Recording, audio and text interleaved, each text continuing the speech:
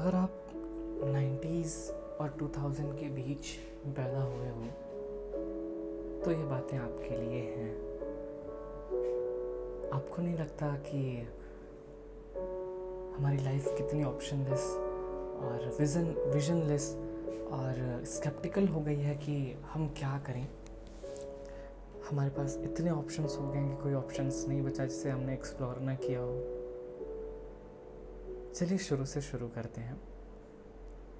हम पैदा हुए और हम थोड़े बड़े हुए। अगर आप में से बहुत होंगे जो गांव में पले बड़े हैं, जिनका घर ननिहाल कुछ न कुछ गांव से ज़रूर जुड़ा होगा। आप में से कुछ शहर के भी हो सकते हैं, पर कभी न कभी गांव एक्सप्लोर ज़रूर किया होगा। तो आपने पहली बारिश में मिट्टी की खुशबू भी देखी है। आपने दिन दिन रात रात बिना लाइट के गुजारे हैं, पेड़ों के नीचे सो के या घर की छत पे कहीं सो के, पंखा लगा के या हाथ का पंखा चला के रात में सोए आपने। नाना नानी मामा मामी किसी ने आपको रात भर पंखा किया है तो आप सोए हैं। सुबह सूर्योदय के बाद सबसे पहले कुछ न कुछ नाश्ता करके खेलने निकल जाना, पगडंडियों पे, खेतों के किनारे, तालाब के किनारे या नहर के आसपास या ट्यूबवेल पे नहाना। ये सभी चीज़ें आप सब में से किसी न किसी के लाइफ का पार्ट ज़रूर रही होंगी या सबकी रही होंगी, क्योंकि उस टाइम जो थे उनके लाइफ में तो ये था। तब तक आपकी प्राइमरी एजुकेशन कंप्लीट हुई, आप 6th 7th में आए।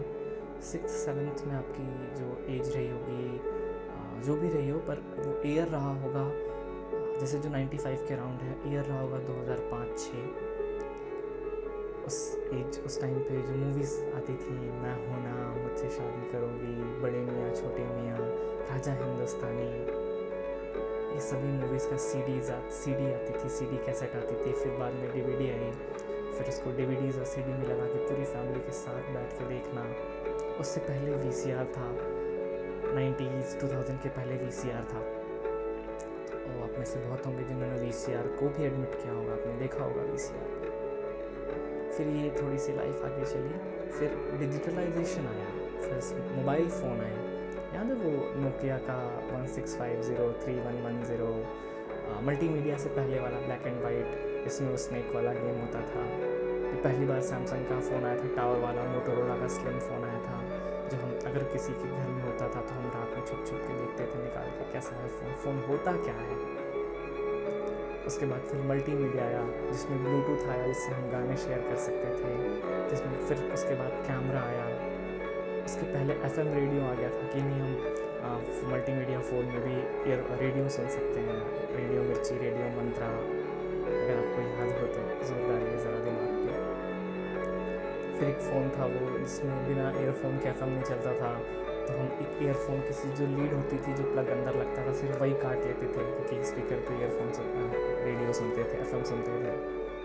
उसके बाद फिर मल्टीमीडिया में 3110, 7610, 6600 नोकिया बड़ा वाला फ़ोन, ये सब देखते देखते हम बड़े हुए। और उसके बाद फिर आया एंड्रॉयड का ज़माना 2010, 11, 12 के आसपास। एंड्रॉयड आया, टच का फ़ोन आया, सैमसंग गैलेक्सी। फिर धीमे धीमे और भी चीज़ें धीरे धीरे आई। हमने डिजिटलाइजेशन को, हमने आधुनिकता हमारे सामने पैदा हुई है। हमने देखा है डिजिटलाइजेशन का वो फेज़ कि कैसे कोई चीज़ बड़ी होती है।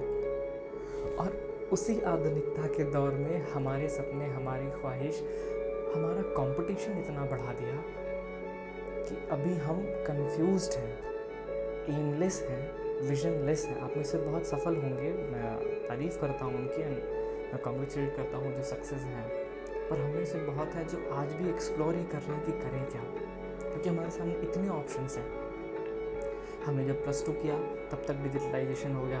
आप में से बहुत इंजीनियरिंग के लिए चले गए, बहुत लॉ के लिए चले गए, बहुत BSc कर लिए, कुछ UPSC के लिए, कुछ आर्मी, NDA, एयरफोर्स, नेवी चले गए, कुछ ने नॉर्मल ट्रेडिशनल कोर्सेस करके SSC के लिए, गवर्नमेंट जॉब के लिए प्रिपेयर करना शुरू कर दिया। इन सब की आड़ में जो चीज़ें नहीं मिली, डिजिटलाइजेशन की वजह से जो अनसक्सेस हम रह पाए, किसी बहुत कम मार्क्स से चूक जाना, किसी का रिजर्वेशन से छट जाना, ये सभी चीज़ें आपकी लाइफ में आम रही होंगी। जब आप आधे अधूरे नंबर से चूक गए होंगे, नहीं हुआ होगा। और जब पलट के देखते हो ना तो आपकी एज आज 25-26 हो चुकी है और आप एट एंड आपको एडजस्ट करना पड़ा किसी प्राइवेट जॉब में, कहीं पर भी जो आप नहीं चाहते थे, और बस जीवन चल रहा है। आप सुबह उठते हो, ऑफिस जाते हो, किसी तरह काम ख़त्म करके शाम को घर आ जाते हो। लगता नहीं कि बस कंडक्टर की तरह हो गई है ज़िंदगी, सफ़र भी रोज़ का है और जाना भी कहीं नहीं है। आप रोज़ ट्रैवल करते हो पर डेस्टिनेशन नहीं है। इन सब के बाद अगर आप गौर करो एक चीज़, अगर ध्यान दो ध्यान से, तो आपके मम्मी पापा, आपके पेरेंट्स बूढ़े हो रहे हैं। आपकी माँ के हाथों में जो चमड़े हैं, जो स्किन है, वो धीरे धीरे लूज़ हो रही है। आपके पापा के बाल दाढ़ी पक चुके हैं, उनके चेहरे पर झुर्रियाँ आ गई हैं। आप में से कुछ के पेरेंट्स तो सीनियर सिटीज़न की कैटेगरी में आ गए हो, 60-62 प्लस, जिनके गवर्नमेंट जॉब वाले पेरेंट्स होंगे वो रिटायर हो चुके हैं, ऑलमोस्ट सभी के रिटायर हो चुके होंगे। बीच में जो क्राइसिस था कोविड का, आप में से कितने होंगे जिन्होंने अपने पेरेंट्स को खो दिया। कुछ करीबियों को मैंने भी खोया है। तो हम में से हाँ ऐसे कई सारे हैं जिनके ऊपर से छत ही नहीं है, माँ बाप नाम की छत ही नहीं है, और इसके बाद भी आपको एडजस्ट करना है लाइफ से।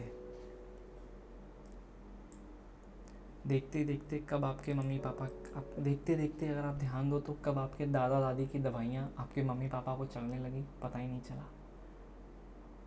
अगर आपके पापा कभी कहीं बाहर वर्किंग थे तो आप अपने दादा दादी के साथ डॉक्टर के पास जाते थे, उनको दिखाने के लिए पापा आपको भी लेके चले गए तो ले गए। आप थोड़े बड़े हुए, जब 12th या ग्रेजुएशन में गए तो आप भी दादा दादी को जिन डॉक्टर के पास लेके जाते थे, आप मम्मी पापा भी उन्हीं डॉक्टर से, उनसे रिलेटेड किसी के पास जाते हैं। या जो डॉक्टर आपके दादा दादी को देखे थे, उनका बेटा अब आपके मम्मी पापा को देख रहा है, उन्हीं सब बीमारियों के लिए, जो हार्ट, शुगर, डायबिटीज़ और तरह तरह की जो बीमारियाँ आपके दादा दादी को थी, अब वो आपके मम्मी पापा को हैं। अस्थमा के पेशेंट आपके दादा थे, आपके पापा भी, आपकी मम्मी भी अस्थमा की पेशेंट हो चुकी हैं। कुछ के तो बच्चे भी हैं, हम आप में से भी कुछ लोग हैं जिनको अस्थमा है। ये जो ट्रांजिशन हुआ ना हमारा, बचपना नाना नानी के यहाँ, फिर स्कूलिंग, फिर +2 +1 +2, फिर ग्रेजुएशन से लेकर के जॉब सक्सेस का जो ट्रांजिशन था ना, इसमें इतना गैप हुआ उस कोविड वाले टाइम में, 2019 से लेकर के 22-23 तक में, कि हम सक्सेस तो नहीं हो पाए पर हमारे रिश्ते ज़रूर बड़े हो गए, हमारे रिश्तेदार ज़रूर बड़े हो गए, कुछ को तो हमने खो भी दिया है।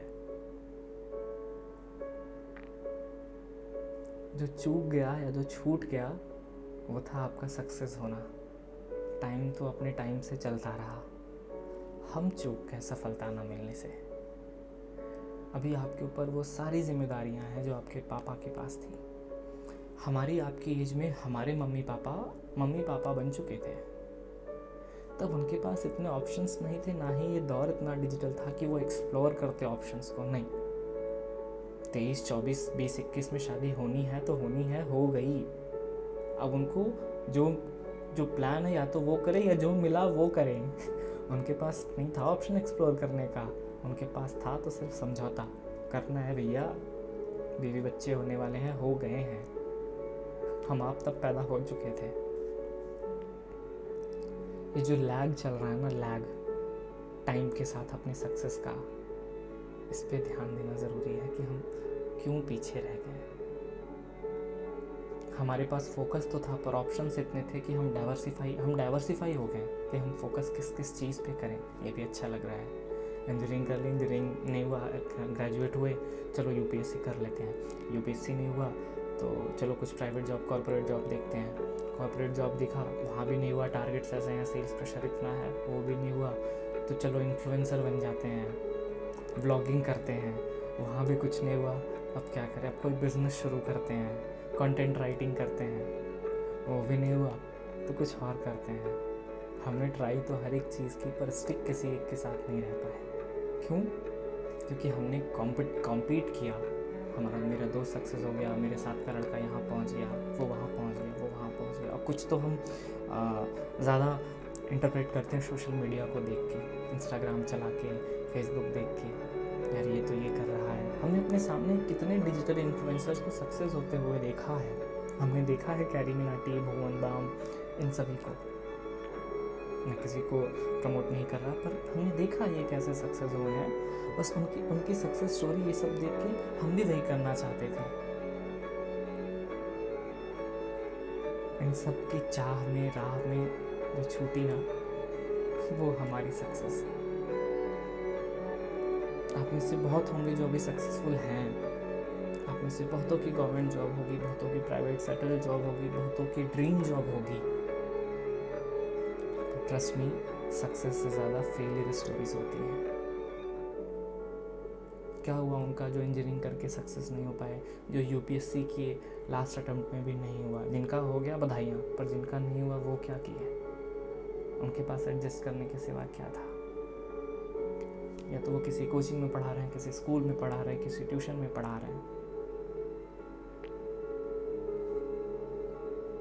ये वैक्यूम भरना ज़रूरी है। मैं भी आप में से ही एक हूँ। मेरे पास एक्सप्लोर करने के इतने ऑप्शन थे, मैंने सब एक्सप्लोर किया। अभी मैं बैठा हूँ सिंपली, क्या करूँ? पेरेंट्स बीमार होते हैं, उनको डॉक्टर के पास लेके जाना ही है। और ध्यान से अगर कभी भी कुछ चंद दिन पहले की बात है, मेरे एक बड़े पिताजी थे, उनकी तबीयत खराब हो गई और वो हॉस्पिटल में थे। मेरे दादाजी की डेथ हार्ट अटैक से हुई थी 2003 में। आज 2024 है।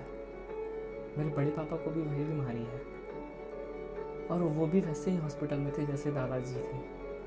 मेरी उनसे बात होने लगी तो वो यही बोले कि आज से 20 साल पहले सिर्फ पिताजी ऐसे ही हॉस्पिटल में बैठे थे और इसी एज में वो हॉस्पिटल में आए। एज एज इन दादा, मेरे बड़े पापा की एज अभी 62 है और इसी 63, 64, 65 तक मेरे दादाजी चल बसे, नहीं बचे। तो मेरे बड़े पापा का यही कहना था कि हम उसी दौर में आ चुके हैं। और मैंने जब गौर किया तो वो सही थे, बिल्कुल हम आ चुके हैं। हम लेट हैं। हम में से बहुतों की शादी नहीं हुई क्योंकि हम सक्सेस नहीं हुए। हम फैमिली से लड़ जाते हैं कि मैं अपने खर्चे नहीं निकाल पा रहा हूँ, मैं किसी और के घर की लड़की किस मुँह से लाऊंगा। पर वो तो बूढ़े होना नहीं कम होंगे ना, उनके लिए तो टाइम जा ही रहा है। टाइम तो हमारे लिए भी जा रहा है। और करेगा इन बातों पर। चलिए।